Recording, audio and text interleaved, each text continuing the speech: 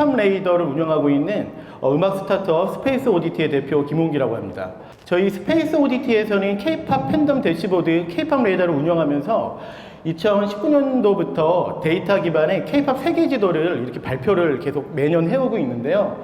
2019년도에 이어가지고 20년도에는 트위터 데이터 기반으로 10년 동안 어떻게 K-팝이 성장했는지 그거를 같이 트위터랑 같이 글로벌로 발표하기도 했고, 21년도에는 틱톡이랑 같이 손잡고 컨퍼런스 형태로 틱톡 기반의 K-팝 세계지도, 그리고 이렇게 컨퍼런스처럼 저희가 이제 한번 이렇게 열어봤었던 게 오늘까지 오는 거에 이제 시작점이 됐고요. 그리고 또 작년에는 되게 길었던 코로나 이 팬데믹 기간이 끝난 다음에 K-팝 세계 지도가 어떻게 지용도가 바뀌었는지를 또 작년에도 이렇게 컨퍼런스 형태로 여러분들한테 이렇게 얘기를 들려드리기도 했습니다. 그렇게 저희가 이제 2023 K-팝 레이더 컨퍼런스까지 이제 오게 됐는데요. 저희가 이제 그 데이터 기반으로 K-팝의 그런 현황들을 이렇게 발표하기도 하지만은 디자인, 그리고 뭐 세계관, 그리고 마케팅, 그리고 뭐 가사, 또 뭐 여러 가지 또 숨겨진 노래들, 여러 가지의 그 K-팝을 구성하는 여러 가지 요소들의 트렌드도 저희가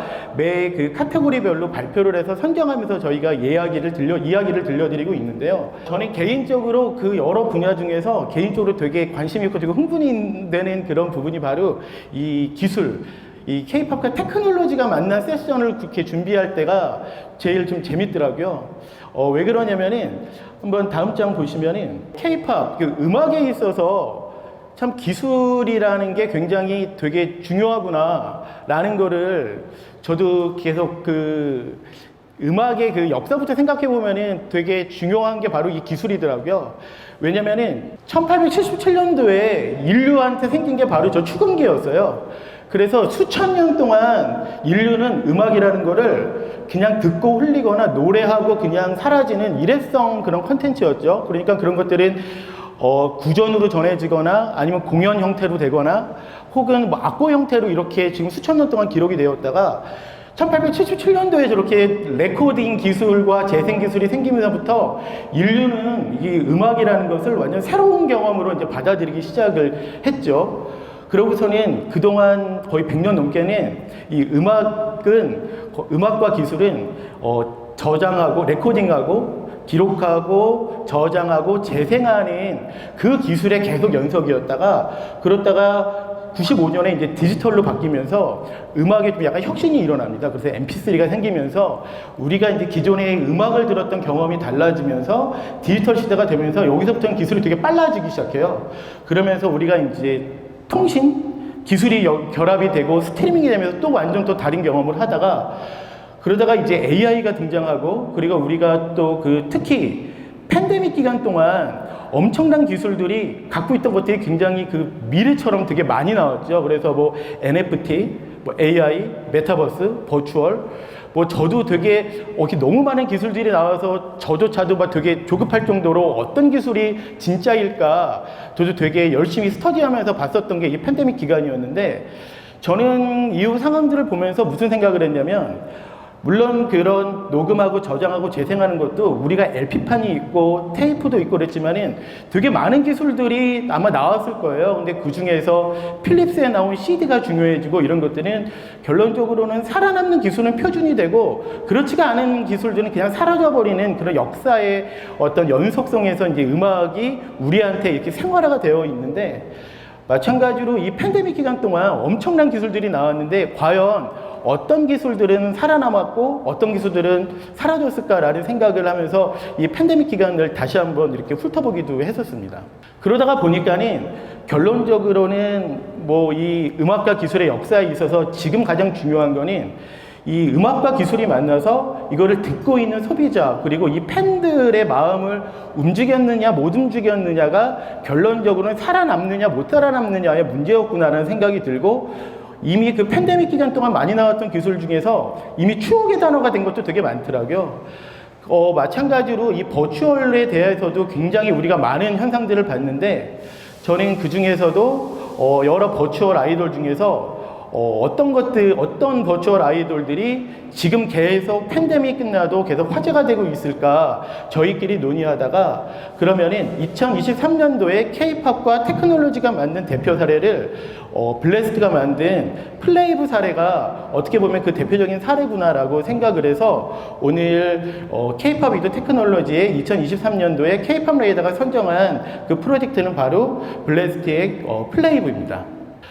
그래서 앞으로 저희가 도대체 버추얼 아이돌은 무엇인지 그리고 그 중에서 플레이브는 뭐가 또 다른 것이고 또 어떤 노력을 하고 어떤 고민들을 하셨고 어떤 거를 이렇게 선보였기 때문에 또 많은 팬들의 또 마음을 움직였는지 그거를 오늘 음악평론가 차우진님 그리고 또 오늘 박덕영 블레스트 CSO님 모시고서는 이야기를 듣도록 하겠습니다. 그러면은 다음에 이어서 여러분들도 많이 알고 계시잖아요. 이 많이들 보셨던 버추얼 아이돌이 도대체 언제부터 어떻게 그것은 무엇이고 요즘 어떤 현상이 일어나고 있는지 음악평론가 차우진님을 모시고 한번 직접 들어보도록 하겠습니다.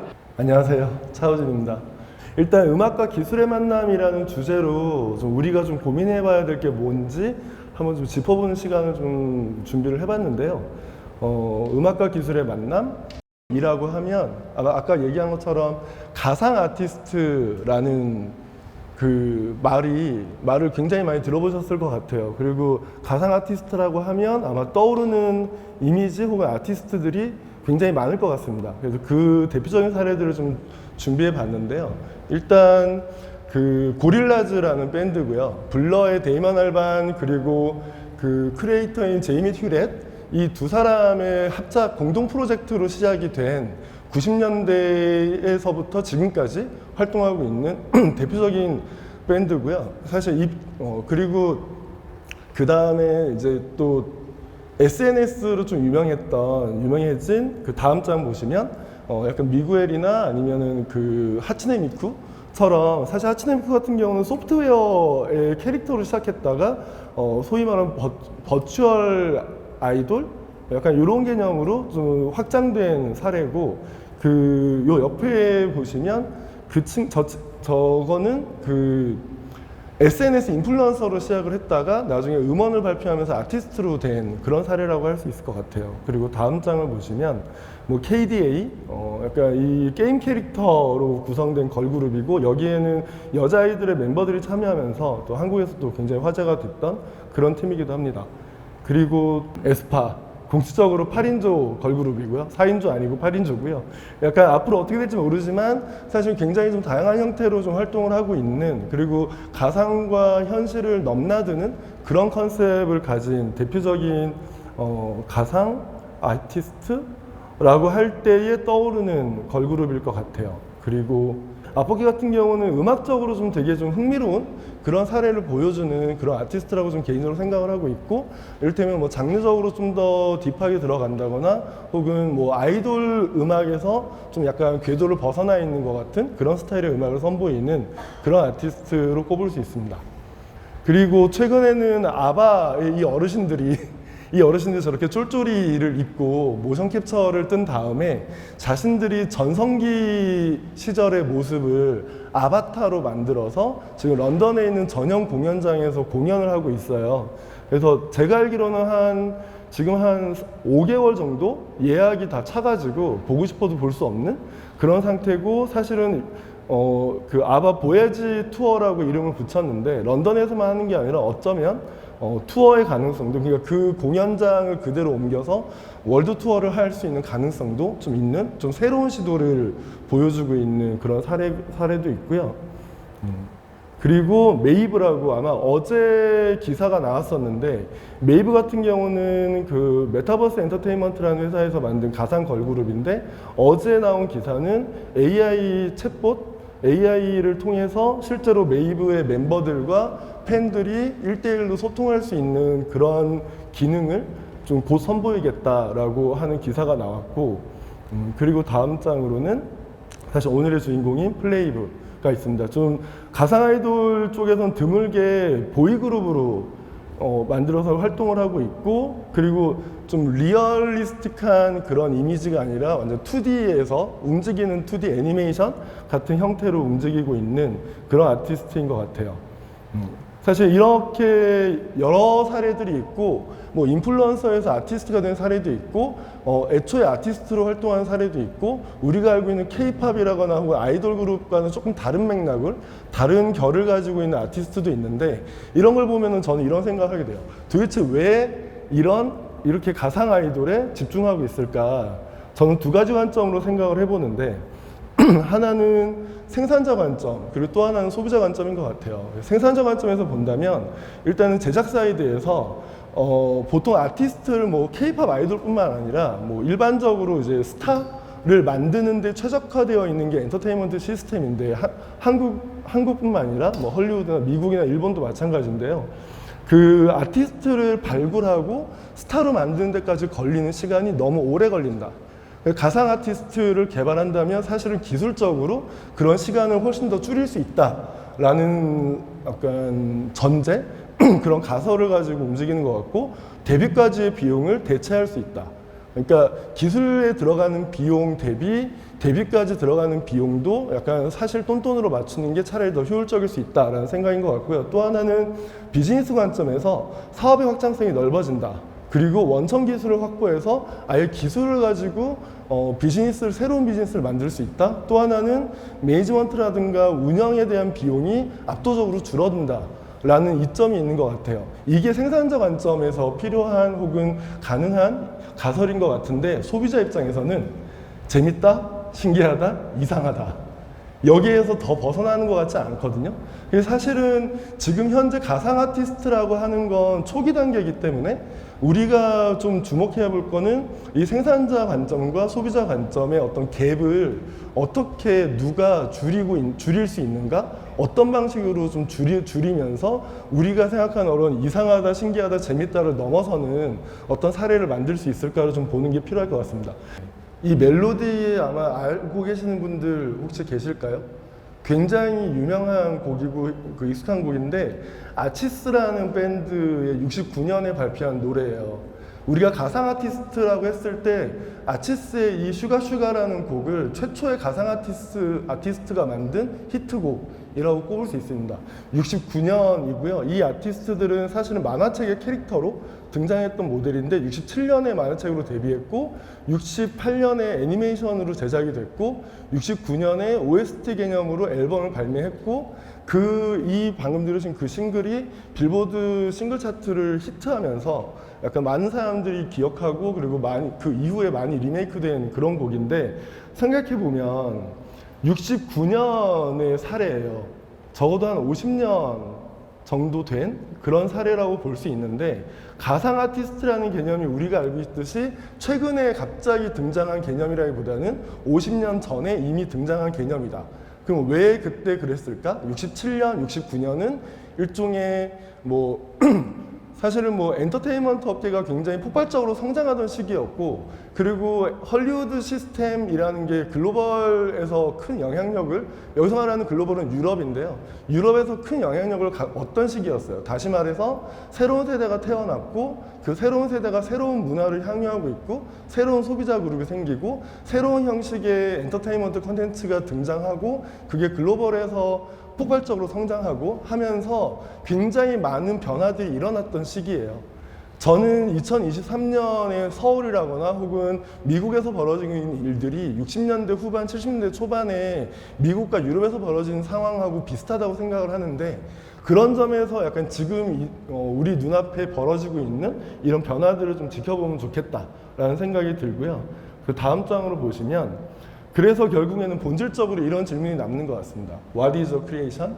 창작이란 무엇인가?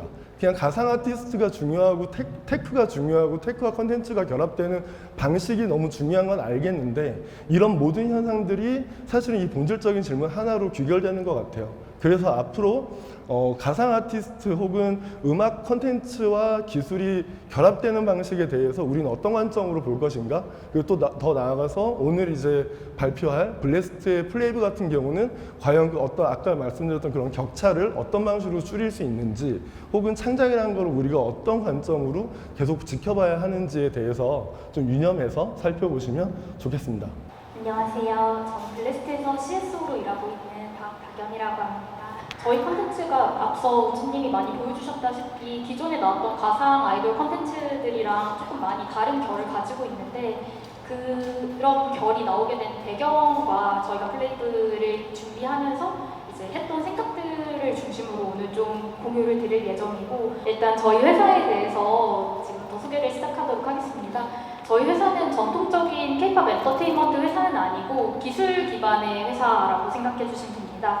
저희 회사의 이제 시작은 MBC 사내벤처 바이트11이었는데 저희 대표님께서 20년 동안 MBC에서 CG실 팀장으로 일을 하시면서 이제 창업을 처음 준비하게 되셨고, 이 바이트11 안에서 지금 방금 보여드린 여러 가지 버추얼 라이브를 위한 기반 기술들을 만들고 독립법인 블래스트가 되어서 이제 지금의 블래스트가 모습되었고, 2023년 3월에 여러분이 알고 계시는 버추얼 아이돌 그룹 플레이브를 데뷔시켰습니다.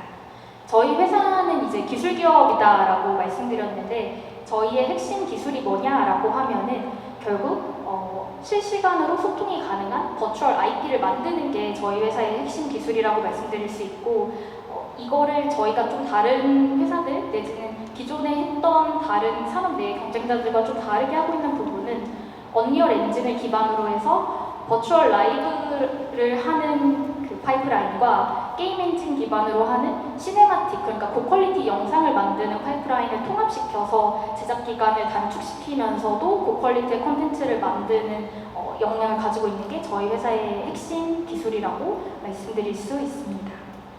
저 지금 잘 나와요? 우리는 지금 알파 산타우리에서 카슬루라는 행성 궤도에 있어요.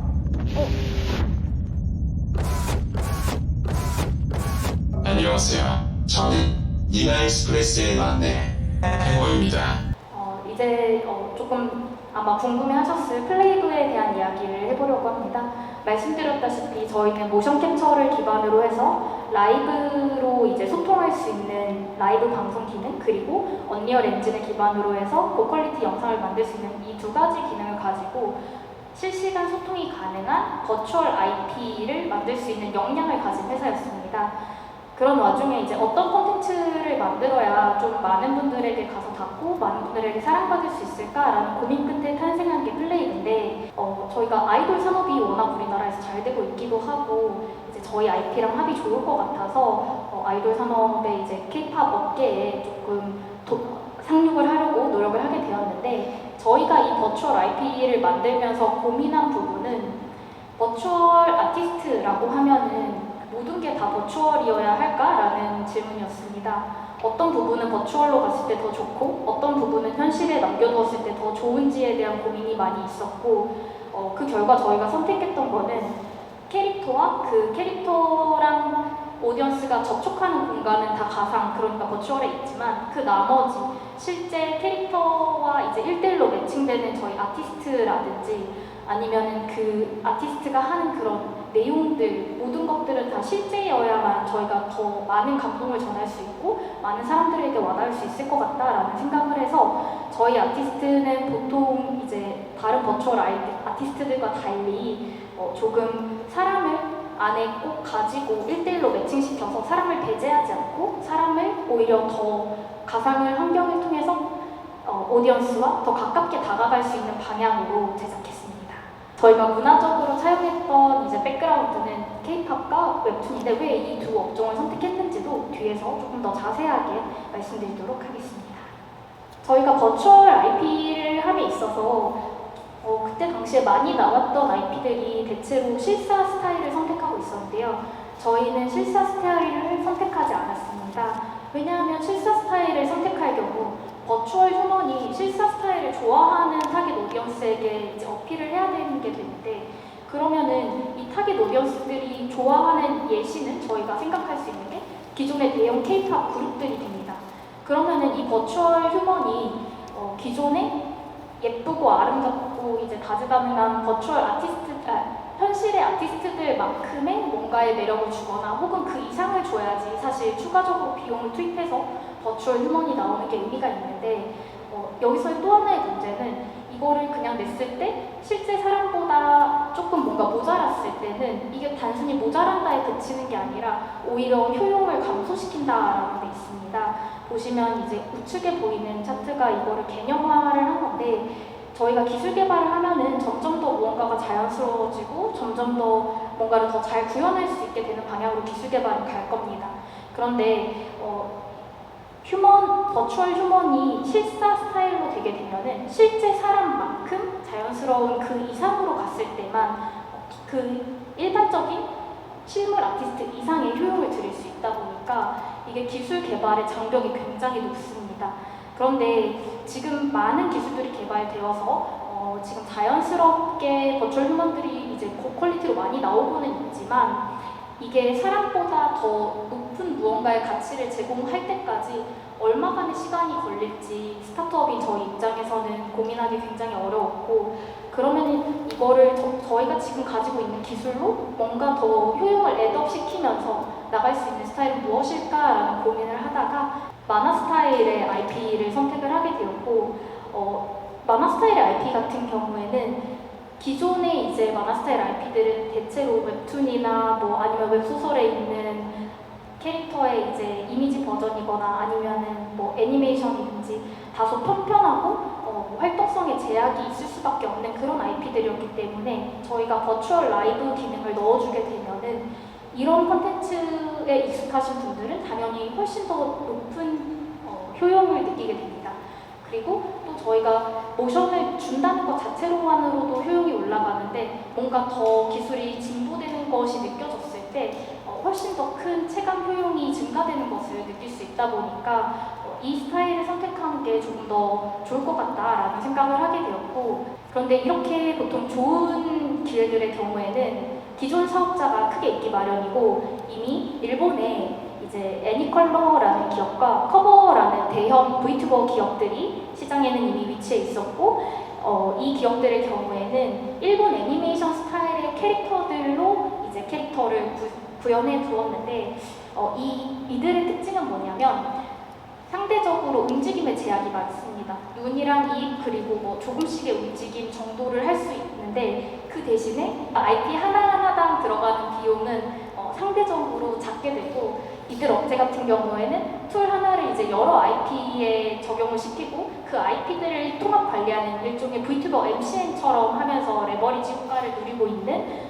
그런 업계 선두주자들이 있는 상황이었고 반면 저희의 입장에서는 저희 같은 경우에는 모션을 사실 손가락 움직임까지 엄청나게 디테일하게 따줄 수 있는 대신에 그러려면 당연히 모션 캡처 스튜디오도 있어야 되고 그리고 이런 V튜버 MCN들이 하는 것처럼 단순히 핸드폰을 켜고 이제 방송을 할 수 있는 게 아니라 좀 더 많은 인력들이 모든 라이브마다 투입이 되게 되고 그러면 IP당의 투자 비용이 저희가 월등히 높아질 수밖에 없습니다. 시장에 진입하는 신규 주자가 기존 주자보다 훨씬 더 높은 IP 투자 비용을 가지고 같은 시장에서 경쟁하는 거는 사실상 가망이 없는 일이라고 생각했고 그러다 보니까 저희는 그러면 이 재패니스 애니메이션 스타일의 이런 V튜버들 말고 우리의 기술을 활용해서 실시간 라이브를 실시간으로 소통을 적극적으로 할 수 있는 그리고 고퀄리티의 IP가 어디에 가면은 조금 잘 할 수 있을까라는 고민 끝에 나왔던 게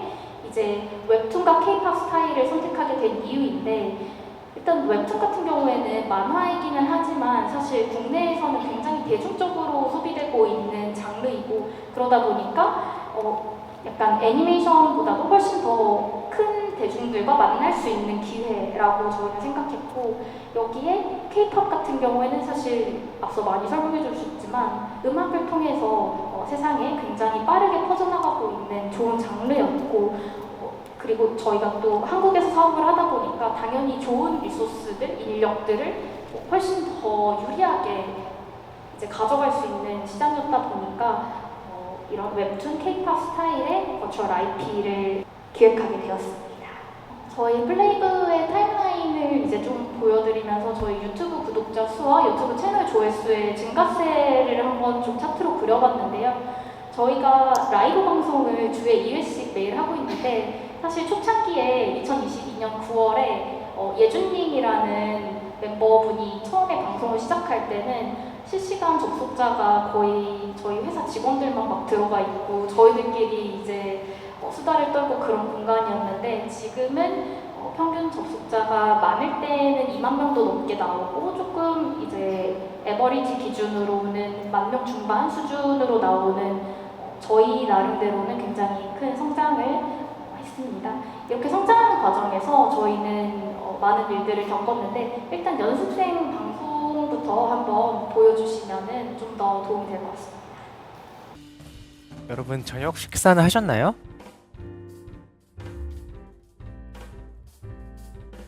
네. 와, 이렇게 처음으로 방송을 하게 돼서 너무나 떨리고 설레고 정말 신기하네요. 오, 카메라 전환까지. 그죠?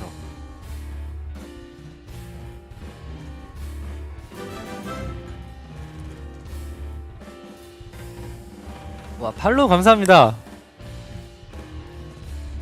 저녁을 아직 왜 못 드셨을까요?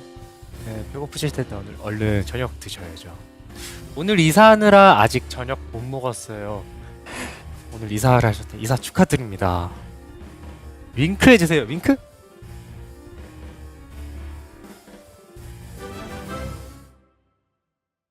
와, 팔로우 감사합니다. 다음 영상은 저희가 그 연습생 시스템으로 해가지고 예준이라는 멤버가 가장 먼저 데뷔를 했고 그 후에 순차적으로 멤버가 하나씩 공개되는 형태였는데 이때 당시에는 2명이 있어가지고 이제 노아라는 멤버랑 예준이라는 멤버 둘이서 홍대에서 실시간 라이브로 버스킹을 하는 현장을 담은 영상이 있습니다. 안녕. 네, 여러분들 안녕하세요. 처음 뵙겠습니다. 저희는 NDNT의 연습생 남예준, 한노아라고 합니다. 안녕하세요. 오늘 이렇게 네. 곡을 먼저 들려드렸는데 어떠셨나요? 괜찮으셨나요? 네, 여러분 괜찮았나요? 괜찮았다면 아. 박수 한번 부탁드리겠습니다. 네, 들어주셔서 너무너무 감사합니다. 이게 당시에 버스킹 현장이었는데 버스킹인지 모르고 사람들이 그냥 영상을 틀어놓은 건 줄 알고 지나가다가 나중에 어떤 관객분이 저 영상 안에서 실제로 이제 아티스트랑 대화를 해보면서 엄청 놀라하셨던 그런 장면들도 담겨 있습니다. 그리고 다음에 보실 거는 이제 데뷔 직전에 했던 저희 마지막으로 공개됐던 멤버 하민이라는 멤버의 연습생 마지막 영상입니다.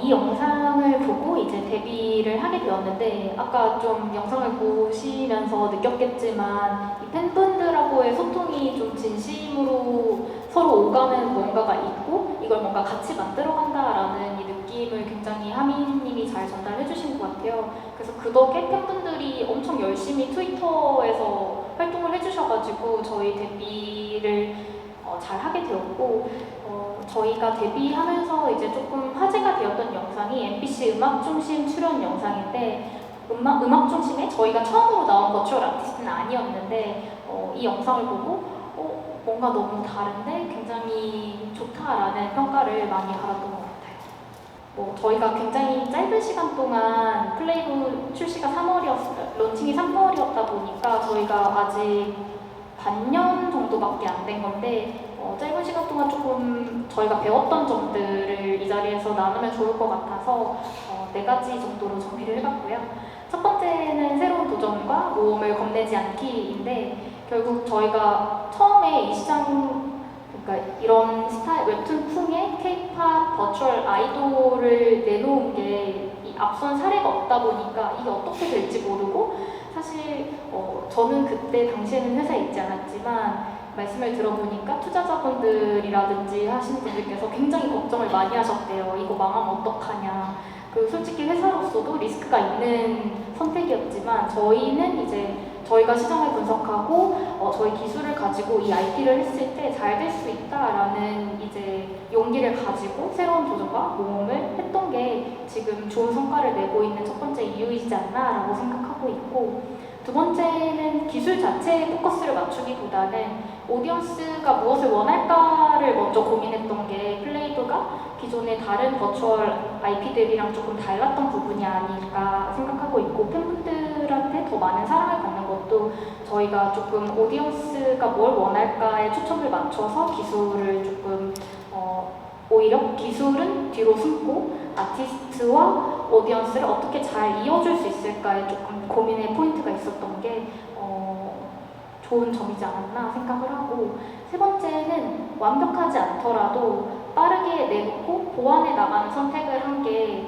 저희가 플레이브를 생각보다 빠르게 성장할 수 있었던 동력이지 않나 생각합니다. 왜냐면 이게 만약에 저희가 기존에 커다란 회사들, 뭔가 네임이 큰 회사들이었다면 저희처럼 막 오류 많이 나고 뭐 라이브 방송에서 갑자기 종료되거나 그런 실수들이 있었을 때 굉장히 무서웠을 것 같아요. 그런데 저희는 애초에 가진 게 없는 스타트업이었기 때문에 일단 조금 모자라더라도 이 버추얼 IP를 시장에 내놓고 오류가 나면 그 오류를 빠르게 디버깅을 하고 하면서 더 IP를 빠르게 성장시킬 수 있었던 것 같습니다. 그리고 마지막으로 저희는 크리에이티브의 권한을 주고 자율성을 보장해주는 거를 굉장히 중요하게 생각하는데, 우선 저희 아티스트분들, 그러니까 플레이브 아티스트분들 같은 경우에는 작사, 작곡이랑 이제 안무까지 다 직접 셀프 프로듀싱으로 진행을 해주시고 계십니다. 저희가 아무래도 기술회사 기반이다 보니까 그런 역량이 저희가 조금 낮기도 하고 아티스트분들이 워낙 훌륭하셔서 다 조건을 드리고 있는데, 실제로 그분들이 느끼시는 감성이라든지 아니면 그 역량들이 곡에 묻어나게 되고, 그러면 이제 그분들도 활동을 하시면서 더 높은 만족도를 느끼시고, 실제로 팬분들도 그 작업 과정들을 이제 팬카페라든지 아니면 여러 소통 수단들을 통해서 다 보시면서 이제 곡이 완성되는 거를 느끼게 되기 때문에 훨씬 더 좋은 반응을 얻고 있지 않나 생각이 들고, 이제 저희 회사에는 두 가지 종류의 크리에이티브가 있다고 생각하는데, 첫 번째가 아까 말씀드린 이제 플레이브 아티스트 분들이고, 두 번째가 저희 회사 구성원들입니다. 저희 회사 같은 경우에는 애니메이션 전문가들과 이제 언리얼 기술을 가진 이제 전문가들이 함께하고 있는데, 그분들 하나하나도 사실 저희의 뮤직비디오라든지 이런 모든 작업들을 포트폴리오라고 생각하시고 스스로의 이제 창의성을 발휘해서 저희가 만약에 누군가 한 명의 헤드가 있고 그 헤드가 하자는 대로만 따라갔으면 나오지 못했을 훨씬 더 좋은 다양한 그리고 창의적인 콘텐츠들을 많이 경험할 수 있었던 거는 결국 이 크리에이티브 분들에게 더 많은 기회를 드렸고 권한을 드렸기 때문이 아닌가라고 생각하고 있습니다. 저 너무 감동적으로 들었어요. 저도 모르게 일어섰는데, 네. 그리고 특히 마지막 문장 같은 경우에는 저도 되게 새겨 들으면서 팀플레이브뿐만이 아니라 세상의 모든 삶을 살아가는 또 우리 회사나 개인들한테 되게 중요한 얘기겠구나 하는 생각이 드는데, 아까 전에 그 연습생 때부터 데뷔하고 이런 것들의 이런 흐름들을 너무 맥락을 너무 작품입니다. 거기에 고민의 그런 순간들 이런 것들이 너무 잘 느껴졌을 것 같습니다. 그래서 하나의 버추얼 아이돌 얘기를 듣는데 저는 인간 얘기를 듣는 것 같아가지고 되게 뭉클했습니다. 네, 그러면 여러분들이 먼저 오시길 신청하시면서 남겨주셨던 질문들 하나씩 한번 같이 답변을 해보도록 하겠습니다. 첫 번째 질문은 버추얼 아이돌의 경우 팬덤풀이 기존 K-POP 아이돌과는 차이가 있지 않을까 싶은데요. 실제로는 어떨지 궁금합니다. 팬덤분들이 나는 원래 무슨 팬이야 라고 이마에 쓰고 저희한테 보여주시지 않기 때문에 이게 기존 K-POP 출신 K-POP 아이돌들을 좋아했던 분이 우리를 좋아하는 건지 아니면 다른 장르를 좋아하셨던 분들이 저희를 좋아하는 건지 솔직히 잘 모르겠긴 합니다. 저희도 가지고 있는 데이터는 없지만 이제 그냥 저희가 느끼기에는 맨 처음 초기에 시작할 때는 아무래도 이제 애니메이션이나 게임에서 약간 VTuber 문화에 익숙하신 분들이 조금 더 플레이브를 많이 좋아해 주셨던 것 같은데, 최근에 이제 저희 팬덤분들이 해주시는 활동들을 보면은 기존 K-POP 아이돌 팬덤들이 해주시는 거의 모든 걸 다 해주시거든요. 스밍도 해주시고 맨날 응원도 해주시고 어디 여기저기 광고도 해주시고, 저희 회사 앞에 가면은 버스 정류장에 얼마 전에 예준님 생일이었어서 예준님으로 이제 생일 광고도 해주시고, 데뷔 100일차에는 그 저희 버스에다가 랩핑해가지고 100일 축하해 해가지고 서울 시내에 막 돌려주시고, 어디 타임스퀘어 전광판에 올려주시고, 이런 거의 모든 비슷한 흐름으로 조금 요새는 가고 있지 않나라고 생각합니다. 네, 그러면은 네, 또 다음 질문 네, 보도록 하겠습니다. 그룹 기획 당시의 목표 타겟층과 데뷔 후 그 타겟층에 어떤 변화가 생겼는지 궁금합니다. 저희의 목표 타겟층은 아까 말씀드렸다시피 실시간 소통을 기반으로 한 버추얼 IP인데 조금 더 넓은 좀 대중에게 다가가는 거를 목표로 하고 있었고, 그리고 이게 저희의 정체성을 좀 나열을 해보면 버추얼, K-팝, Vtuber, 아티스트 내지는 아이돌로 정의를 할 수 있을 것 같은데, 이 모든 시장에 대해서 저희는 다 생각은 하고 있었는데 이제 어디서 반응이 올지 솔직히 저희도 모르겠고, 일단 우리를 누군가 좋아해 준다면은 열심히 기대에 부응해보자 정도의 목표를 가지고 있었고, 지금도 더 많은 분들에게 다가가기 위해서 노력하고 있습니다. 네, 다음 질문은 이번에 초등 20만을 기록하셨어요. 플레이브가 대단하지 않아요? 거의 아까 전에 말씀 들어보니까 뭐 팬들이 하는 거 모두 하는데 초등까지 이제는 네, 초등 20만을 돌파할 정도로 현재 돌판에서 팬덤을 끌어모으고 있는데 이와 같은 긍정적인 반응이 나올지 예측을 하셨는지요? 이거는 이제 저희 대표님의 말씀을 그대로 전하면은 처음에 플레이브를 데뷔를 시킬 때는 우리 한 1, 2년 동안은 외주로 빡세게 돈을 벌어서 플레이브에 투자를 해서 그냥 플레이브 적자나도 계속 끌고 가면서 언젠가 인기를 얻기를 기다리면서 투자를 하자라는 관점이었는데, 너무너무 감사하게도 많은 팬분들이 사랑해 주셔서 이제 플레이브를 좋아해 주시는 분들 덕분에 더 플레이브에 많은 투자를 하고 플레이브를 더 많은 사람들에게 저희 생각보다 빠르게 알릴 수 있는 기회를 얻게 되어서 너무 감사하게 생각하고 있습니다. 오늘은 이제 여기까지 질문을 받도록 하겠습니다. 네, 되게 많은 분들이 되게 저를 원망하면서 바라보고 계신데 앞으로 계속 플레이브를 응원하시면서 어떻게 하는지 활동을 보시면서 네, 계속 바라봐 주시면 좋을 것 같고요. 2023년 K-팝 레이더 컨퍼런스에 저희가 준비한 K-팝과 기술의 만남, K-팝 위드 테크놀로지에 저희가 올해 2023년에 K-팝과 기술의 만남에 있어서 대표적인 사례로 저희가 블래스트의 플레이브를 저희가 박다겸 이사님 모시고선 이렇게 긴 이야기 들었는데요. 저는 오늘 얘기 들으면서 이게 2023년에 대한 이야기지만은 앞으로 또 내년, 내후년에는 또 많은 질문들이 주신 것처럼 또 어떤 스토리가 이제 시작점이구나 라는 생각도 들었고, 또 아까 전에 차우진님이 말씀하셨던 이런 버추얼 아이돌이나 이런 기술 같은 경우에도 또 이게 이제 팬데믹이 끝나고 지금 이제 또 다시 엔데믹이 시작되는 상황에서 또 어떤 상황들을 오히려 보면 이게 시작점이구나, 이런 기술과 K-팝의 만남이, 그런 생각이 들었습니다.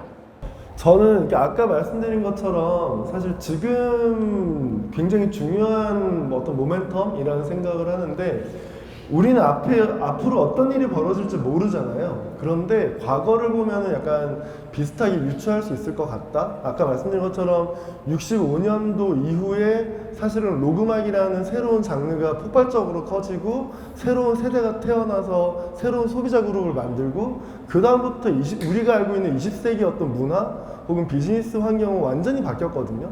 거기에는 미디어의 일종의 새로운 미디어의 탄생, 일종의 텔레비전 같은 것들, 60년대의 TV는 뉴미디어였으니까요.